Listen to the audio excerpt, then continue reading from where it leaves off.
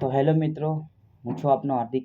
તો આપણે એક મોબાઈલ આવ્યો તો આપણી દુકાને, જેની બેટરી ચેન્જ કરવી પડશે. 2-3 દુકાનવાળાએ એવું કીધું હતું અને આપણે કસ્ટમરને એવું કીધું હતું કે બેટરી ચેન્જ નહીં કરવી પડે, ખાલી મોબાઈલની અંદર 2 થ્રમની લાઈન શોર્ટિંગ છે એ શોર્ટિંગ હટાવવું પડશે, એટલે તમારો મોબાઈલની બેટરી પણ નહીં ફૂલે અને મોબાઈલ ચાલુ પણ રહેશે.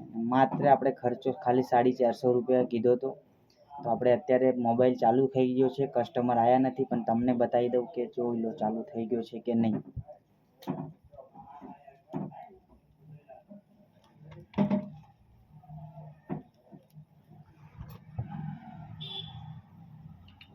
જોઈ લો, થઈ ગયો ચાલુ. સેકન્ડ લોગો, ફર્સ્ટ લોગો છે, સેકન્ડ લોગો ઉપર આવશે. બેટરી સાવ ડાઉન છે.